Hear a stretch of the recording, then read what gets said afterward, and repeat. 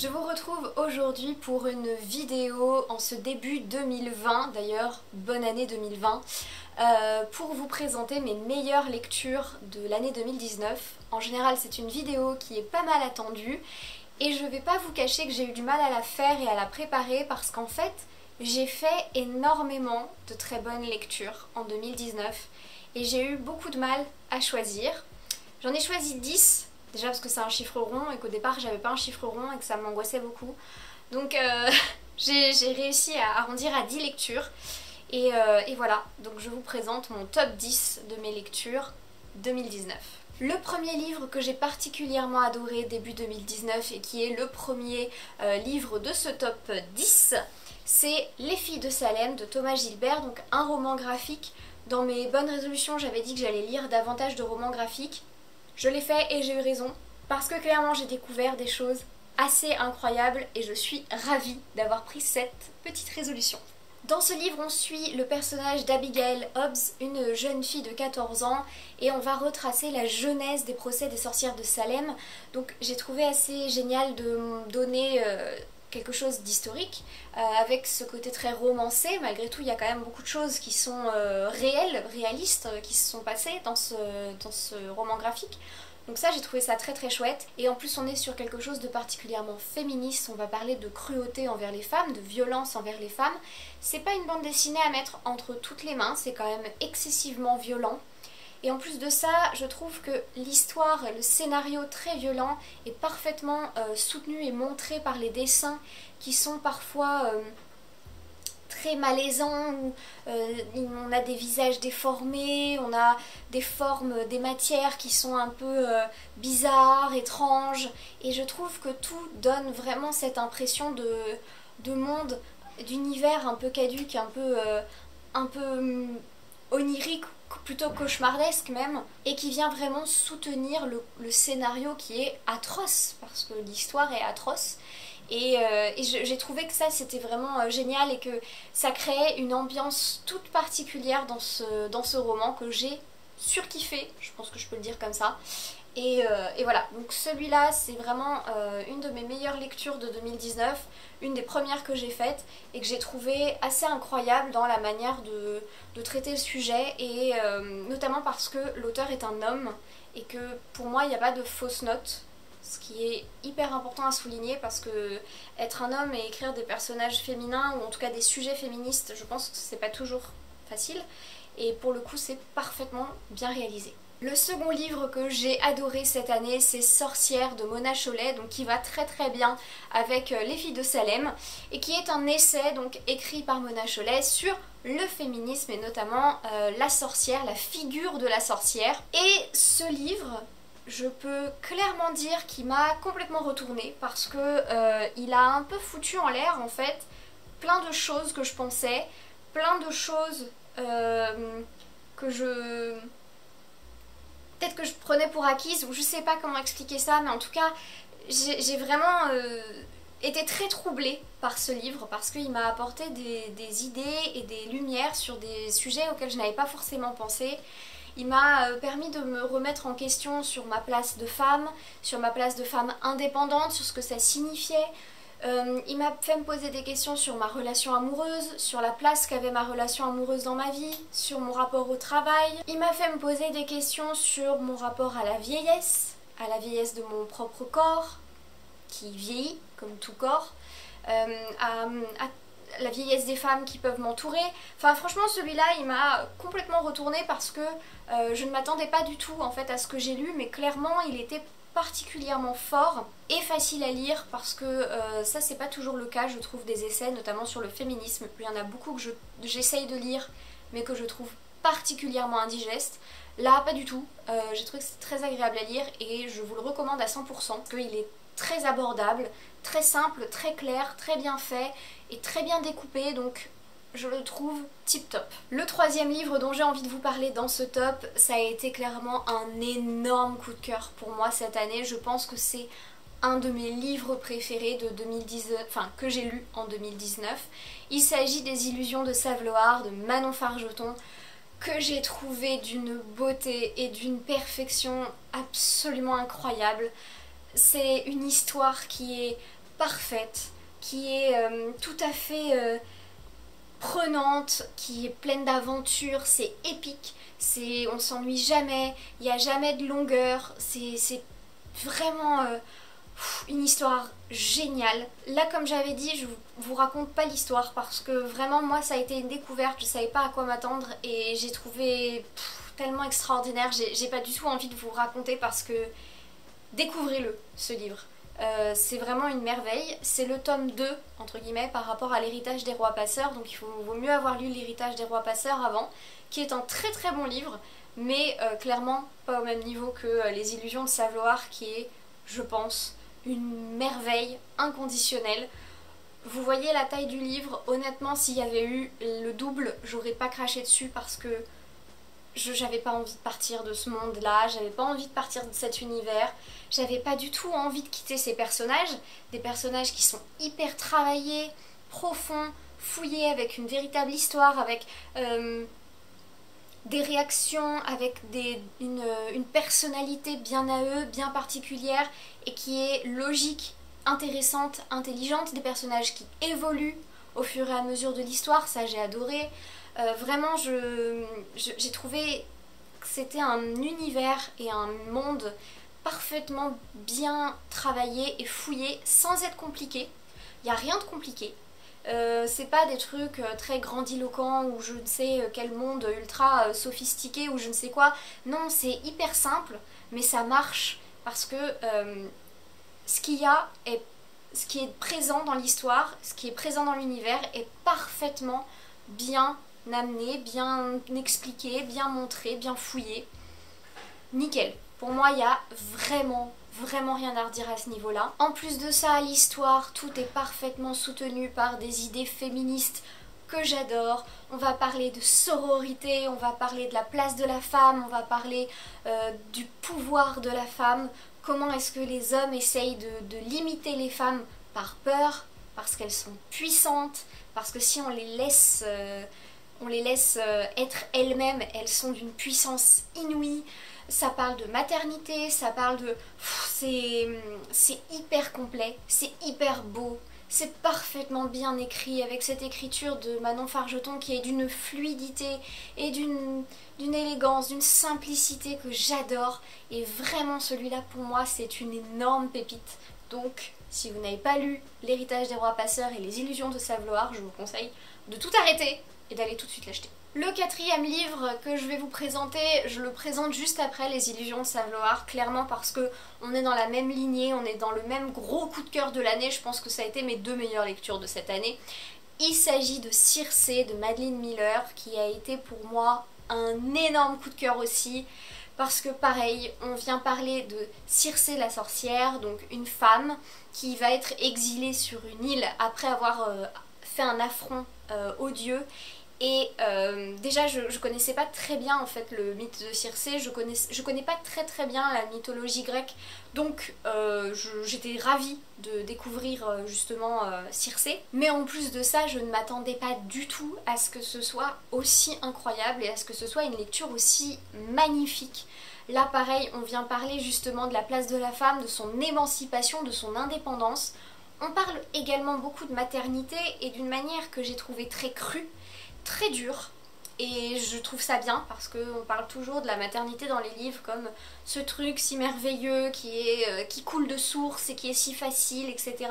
Alors que là non, c'est très cru, c'est très difficile, et ça j'ai trouvé ça génial parce que vraiment on montre une facette de la maternité qui est très différente. Le personnage de Circé est un personnage que j'ai adoré suivre parce que c'est une femme qui est excessivement intéressante, intelligente, pleine de ressources, qui va faire des choses, qui va être confrontée à des choses auxquelles elle ne s'attend pas, mais qui va tout gérer d'une manière assez belle en fait. Enfin vraiment j'ai trouvé beau ce livre, vraiment beau. En plus de ça, la plume de Madeline Miller est extra. Alors je ne sais pas comment est la plume en anglais, mais en tout cas la traduction, si elle est fidèle, est sublime. Pareil, ce livre, tout coule de source en fait. J'aurais pu le lire d'une traite tout est hyper fluide, hyper agréable, c'est simple, il n'y a pas de longueur, il n'y a pas de moment pénible. La manière dont justement est traité le temps et la temporalité est très intéressant par rapport au fait que Circé est immortelle. Clairement, je parle hyper mal de ce livre, j'ai du mal à trouver les mots pour exprimer justement et pour expliquer à quel point j'ai trouvé beau ce livre, ce roman qui m'a transportée et qui m'a permis en fait d'être amie entre guillemets avec Circé et d'avoir envie en tout cas de l'accompagner et de l'épauler et qui fait peut-être ressortir le côté sororité, je sais pas. Enfin j'ai vraiment trouvé que c'était une lecture à laquelle je ne m'attendais pas et qui m'a complètement transportée. Donc pareil, si vous ne l'avez pas lu, arrêtez tout et allez l'acheter tout de suite. Un autre livre que j'ai particulièrement aimé cette année, et d'ailleurs que j'ai lu à peu près en même temps, enfin au même moment que Circé et Les Illusions de Savloir, j'ai eu un moment de l'année en fait où j'ai enchaîné des énormes coups de cœur, je sais pas ce qui s'est passé, c'était super. J'ai eu vraiment un moment tout particulier, c'était vers mai-juin, où je sais pas, c'était un bon mood, j'avais un bon mojo de lecture quoi, donc c'était top. Et donc bref, ce livre c'est Morwena de Jo Walton que j'ai particulièrement trouvé génial. Pareil, je me suis lancée dedans sans trop savoir en fait de quoi il s'agissait. J'en avais entendu parler, personne n'avait vraiment donné de résumé clair, j'avais pas vraiment lu de review ou quoi que ce soit, j'ai l'impression qu'il y avait soit des gens qui avaient adoré, soit des gens qui avaient détesté, donc j'ai pas vu vraiment d'avis dithyrambique dessus quoi, parce que personne n'était d'accord, donc bon, je me suis dit il faut que j'essaye, parce que ça me tentait bien. Et oh my god, que j'ai bien fait. C'était une lecture qui m'a particulièrement troublée parce que je me suis énormément retrouvée dans le personnage de Morwena, qui est un personnage qui souffre en fait, qui souffre énormément et qui essaye de se remettre d'une tragédie en utilisant à la fois la réalité et la fiction, en jouant entre les deux. Et ça, j'ai trouvé ça très proche de ce que j'ai vécu moi. Parce que finalement, quand j'ai perdu mon papa, c'était un petit peu comme ça que j'ai réussi à vivre cette transition. Parce que en étant enfant, j'arrivais à me dire, j'arrive à cultiver ce monde intérieur et cet imaginaire qui était énorme et qui me permettait de m'évader et des fois de le mettre un petit peu dans la réalité pour me sentir un peu moins seule et un peu moins perdue face à une réalité qui était trop dure. Et j'ai trouvé que pour Morwena c'était un peu ça, et dans son journal, parce que du coup c'est un journal qu'elle écrit et on lit son journal, et j'ai trouvé génial que on montre cet aspect-là, ce côté-là de Morwena qui essaye en fait de gérer une réalité hyper dure.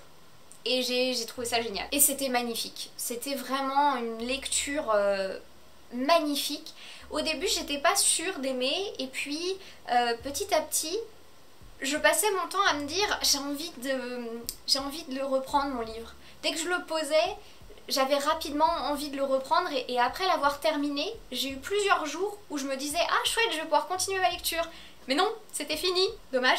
Mais j'avais plein de moments comme ça où je me disais ah j'ai envie d'aller retrouver Morwena, j'ai envie d'aller dans son monde, j'ai envie de vivre avec son univers, j'ai envie de retrouver ce qu'elle est, et ça me plaisait énormément. Enfin vraiment, j'ai trouvé génial.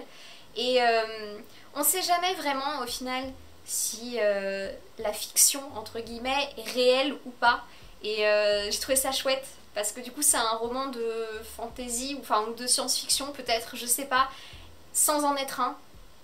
Et j'ai adoré en fait ce côté très ambivalent de ce roman où on sait jamais si effectivement elle vit dans un monde où il y a des choses un peu fantastiques qui se passent, ou si en fait elle souffre et qu'elle a besoin de ce côté fantastique pour survivre. Donc du coup c'est un roman où je me suis particulièrement attachée au personnage, parce que vraiment Morwena, je me suis retrouvée dans tout ce qu'elle disait, dans tout ce qu'elle faisait, et j'avais envie du coup de l'accompagner et d'être avec elle.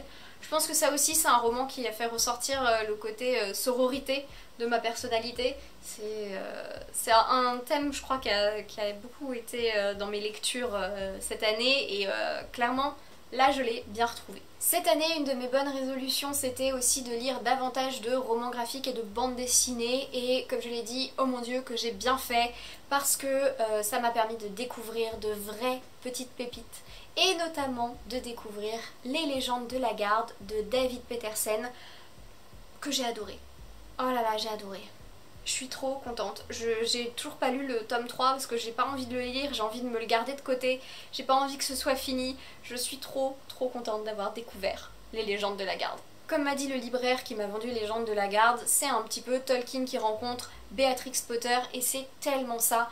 On est plongé dans un univers qui ressemble énormément à l'univers du Seigneur des Anneaux, c'est-à-dire un univers très fouillé, avec une histoire, une genèse bien particulière, donc une profondeur en fait à cet univers, et surtout c'est très vaste, c'est un univers vaste et très détaillé qui nous est offert ici, et ça j'ai trouvé ça génial et vraiment très agréable, et tout ça avec des dessins magnifiques de petites souris trop mignonnes, mais on est quand même dans de la fantasy, souvent un peu dark fantasy même, très violente, très cruelle, très difficile, tout ça avec des petits personnages trop mignons, et j'ai trouvé ça tellement bien fait et tellement une bonne idée en fait de faire ça, parce qu'il y a le côté justement un peu cruel parfois de la nature, parce qu'il y a des animaux qui peuvent en manger d'autres et les détruire complètement, et voilà, en fait c'est juste une souris, c'est pas grand chose en fait dans la chaîne alimentaire, donc comme nous hein, d'ailleurs. Donc clairement j'ai trouvé génial de donner beaucoup d'importance à toute cette cruauté qu'on peut trouver dans la nature et de la transposer dans un univers de fantasy. Enfin, je trouve que c'est du génie cette bande dessinée, c'est du véritable génie. C'est magnifique et les dessins sont d'une beauté mais incroyable.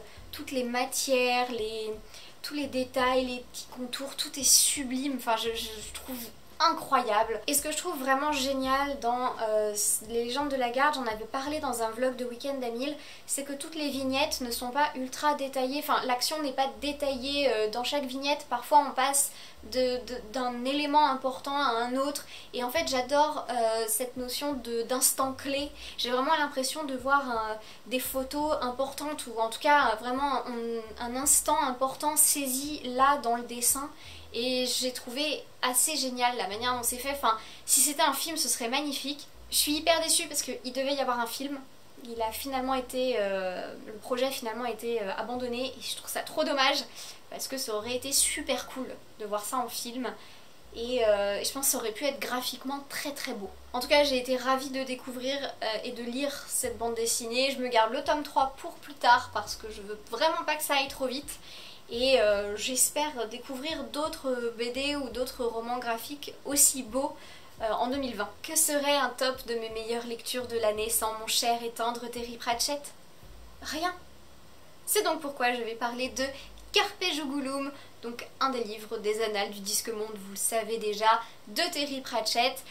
Il s'agit en fait là du cycle des sorcières, et je pense que c'est ma meilleure lecture de Pratchett de cette année, parce que je trouve que le cycle des sorcières, plus on avance et plus il est mature et profond et particulièrement délicat dans sa manière d'aborder les sujets. Enfin, c'est vraiment une petite pépite. Et là, pour le coup, ça ne déroge pas à la règle. J'ai vraiment adoré. Encore une fois, on retrouve une Mémé Sire du Temps qui est impitoyable et en même temps fragile, qui est une femme. Et c'est une femme que j'admire énormément parce qu'elle a des qualités, des défauts, des forces, des faiblesses, mais surtout elle possède quelque chose que j'apprécie beaucoup chez les gens, c'est qu'elle possède une très bonne connaissance d'elle-même, et donc elle sait toujours où elle doit aller et comment est-ce qu'elle doit faire, puisque elle sait comment ne pas aller trop loin, elle sait comment ne pas dépasser ses limites, elle sait jusqu'où en fait elle est capable d'aller et jusqu'à quel moment elle a besoin de demander de l'aide. Et ça, je trouve que c'est ce qu'il y a de plus chouette avec Mémé Sire du Temps et avec le cycle des sorcières en général. En plus, celui-là est particulièrement génial, j'ai trouvé, parce que en fait on est avec des vampires, les Margopires, qui ont appris en fait à dépasser des biais de leur de pensée, parce que ils ont appris à boire autre chose que du sang frais, ils ont appris à supporter la chaleur du soleil, ils ont appris à faire des tas de choses que les vampires normalement, à manger de l'ail, que les vampires normalement ne peuvent pas faire, et tout ça en fait en se disant non mais en fait c'est juste parce que à force de se convaincre de quelque chose, et bien forcément à force de se convaincre que l'ail c'est mauvais pour nous, et ben on n'aime pas, alors qu'en fait on peut très bien manger de l'ail, c'est pas un problème. C'est complètement fou comme idée. Je trouve que c'est complètement fou comme idée, et j'adore le côté très un peu développement personnel, parce que en fait le père est un petit peu développement personnel, genre à fond, genre non mais en fait tu ne peux pas faire ça parce que tu as l'impression, mais en fait tu es parfaitement capable de le faire. Enfin j'ai trouvé que c'était super drôle, et encore une fois j'adore la manière dont Terry Pratchett amène énormément de modernité dans un récit qui se passe pas du tout dans notre époque ou dans notre univers, donc je trouve ça génial. Et là je l'ai trouvé particulièrement bien réussi. C'est peut-être pas clair du tout ce que je raconte, parce que peut-être qu'il faut l'avoir lu pour comprendre ce que je suis en train de raconter, c'est peut-être totalement fouillis, désolée, mais clairement le cycle des sorcières dans les annales du Disque Monde est, je crois, de plus en plus mon préféré de tous, parce que j'adore, vraiment j'adore. Un auteur qui était déjà dans mon top des meilleures lectures 2018 et qui se retrouve à nouveau dans mon top des meilleures lectures 2019, c'est bien sûr Jean-Laurent Del Socorro avec Royaume de vent et de colère, qui est, je pense, une magnifique pépite. On est encore dans un roman avec une histoire de base qui est historique, puisque il s'agit en fait d'une bataille qui a eu lieu à Marseille sous Henri IV pour l'indépendance de Marseille. Bref, Marseille s'était autoproclamée indépendante, et donc Henri IV arrive et dit bah non en fait. Et donc en fait dans ce livre on a plusieurs personnages avec plusieurs points de vue, et ça c'est ce qui m'a le plus plu dans ce livre, parce qu'en fait c'est différents points de vue qui se recoupent à certains moments, qui font qu'il y a une temporalité en fait qui est assez incroyable, puisque par exemple, je dis au hasard, un personnage va décrire une scène et on va passer à un autre personnage qui va décrire la même scène mais de son point de vue. Donc il y a des tas de détails qui sont rajoutés, d'autres peut-être que la scène ira un peu plus loin, enfin voilà, ce sera peut-être pas pile poil le même moment, mais c'est génial de faire ça. Franchement, c'est génial, c'est une idée incroyable de faire ça, parce que en plus c'est hyper bien géré. Alors la structure du roman est d'une perfection absolue, mais vraiment, enfin, il y a des moments où en fait tout s'enchaîne avec une énorme fluidité, et puis tel personnage, peut-être qu'ils vont être dans la même pièce, un personnage il va penser ça d'un autre personnage, l'autre personnage en face il va pas du tout ressentir ce que pense le premier personnage, et puis finalement il pense autre chose, enfin... C'est pas clair ce que je raconte, désolée, mais c'est vraiment génial parce que on recoupe différents points de vue, on recoupe différents points de vue en plus en fonction de leur vécu. Parce qu'il y a des personnages très jeunes, d'autres beaucoup moins jeunes, il y a notamment une femme qui n'est pas jeune et un homme qui n'est pas jeune non plus. Et ça je trouve ça chouette, parce que des personnages héroïques comme ça, qui ne sont pas jeunes, c'est assez rare, parce que souvent c'est un peu des jeunes premiers finalement dans le livre, alors que là au contraire ce sont des personnages qui sont en fin de carrière même, qui ont vraiment vécu des choses, qui ont de l'expérience, une expérience bien particulière, qui ont vécu des choses qui les ont complètement transformés, et ça j'ai trouvé très très chouette. Donc ça m'a beaucoup plu aussi. Enfin franchement, j'ai quasiment envie de dire que l'histoire de fond, le côté historique avec toute cette histoire, le scénario du livre en soi, n'est pas le plus important dans ce livre. Au contraire, j'avais pas besoin qu'il y ait une histoire en fait pour les suivre. C'était tellement bien écrit que franchement on aurait pu me raconter le quotidien de ces gens, j'étais quand même contente. Donc voilà, c'est une magnifique lecture. Là j'ai commandé Je suis fille de rage, j'espère qu'il va bientôt arriver, et peut-être, j'espère, qu'il fera partie de mon top des meilleures lectures 2020. C'est le dernier roman de Jean-Laurent Del Socorro, et je pense que je vais adorer, j'espère que je vais adorer, mais là aussi, honnêtement, si vous n'avez jamais lu Jean-Laurent Del Socorro, allez-y, parce que c'est beau. Que ce soit Boudica ou Royaume de vent et de colère, c'est magnifique. Un de mes derniers coups de cœur de l'année que j'ai lu pour le Pumpkin Autumn Challenge, c'est Wicca de Marie Aligno, que je trouve magnifique, une petite pépite, celui-là, jeunesse. En plus de ça, j'ai eu, comme vous l'avez vu, le plaisir d'interviewer Marie. C'est vraiment une autrice que j'adore, que ce soit pour ses idées, que ce soit pour sa manière d'écrire, que ce soit pour l'univers qu'elle est capable de créer. Et pour le coup, Wicca a été un vrai gros coup de cœur parce que les personnages développés dans ce livre m'ont particulièrement plu, et puis parce que le côté magie, sorcellerie m'a forcément parlé particulièrement, et j'étais très heureuse de voir ce sujet très bien traité et de voir des personnages qui étaient vraiment intéressants justement pour développer cet univers-là. Dans ce livre, on suit donc Avril et son frère Octobre, qui sont des personnages qui viennent d'une famille en fait qui pratique la Wicca, et il va leur arriver des tas d'aventures puisqu'il va se passer quelque chose de particulier à ce moment-là. Je vous raconte pas trop parce que l'histoire est très mignonne, l'histoire est très intéressante, et j'ai bien aimé la manière dont Marie a su utiliser l'histoire pour faire passer un message féministe et un message très important, je pense, notamment pour des adolescentes. Donc je trouve que c'est très bien réalisé à ce niveau-là et qu'elle a très bien su, de manière très subtile, insérer ce beau message féministe de sororité, mais pas que, aussi d'acceptation de soi, d'amour de soi, et de ne pas se laisser influencer par les regards extérieurs, tout en mettant en fait une histoire de démons et de sorcières, etc. Du coup, pour moi, c'est un véritable petit coup de cœur, puisque je trouve que les thèmes abordés sont vraiment important, c'est même primordial je pense, d'aborder ce thème-là avec toute cette bienveillance à cet âge-là. Et là pour le coup c'est vraiment un roman qui aborde des thématiques d'une manière très poétique, puisque elle les insère de manière très imagée dans son récit, en les intégrant en fait, en faisant partie intégrante du récit, les idées se développent et je trouve ça sublime. Clairement, je pense que moi, c'est un livre que j'aurais aimé lire enfant.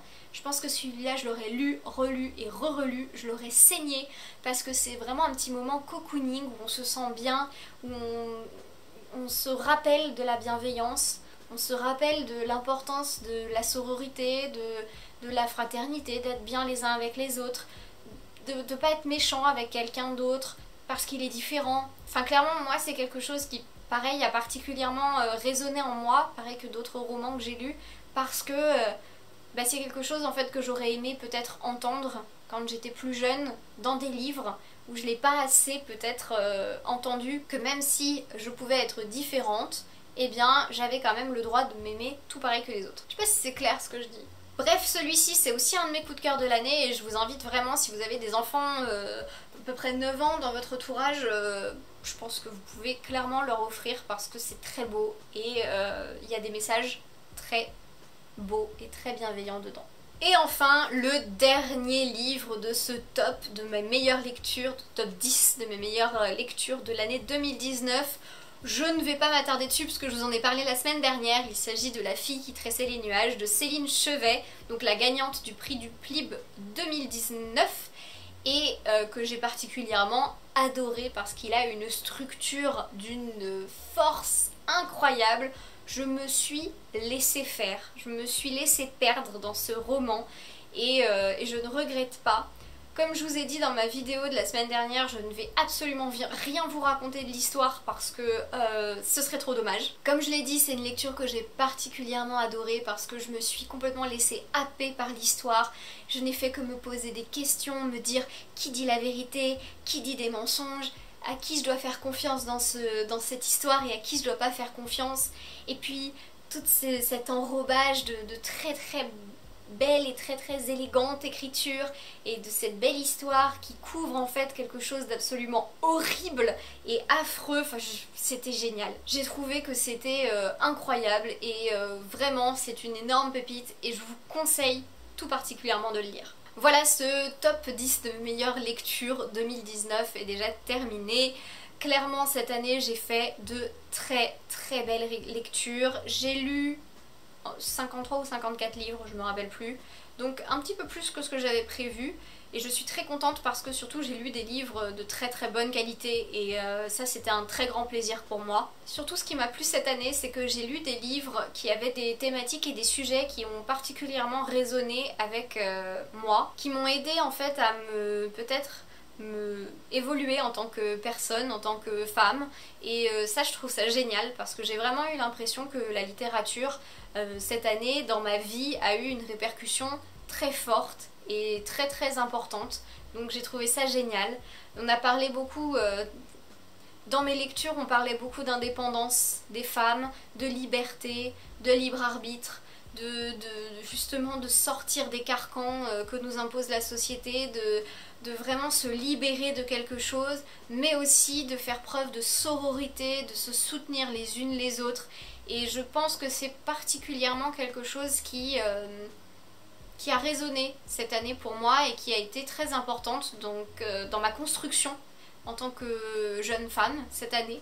Donc clairement je suis hyper heureuse des lectures que j'ai faites. J'espère que vous avez aussi fait de très très bonnes lectures cette année. N'hésitez pas à venir me dire en commentaire s'il y a des livres dont j'ai parlé que vous avez lus, s'il y en a qui ça vous a donné envie de lire, ce que vous avez lu et que vous avez particulièrement aimé, bref, tout ce qui vous fait envie, tout ce qui vous passe par la tête. Et en attendant une prochaine vidéo, je vous souhaite de très très belles lectures et je vous dis à très bientôt.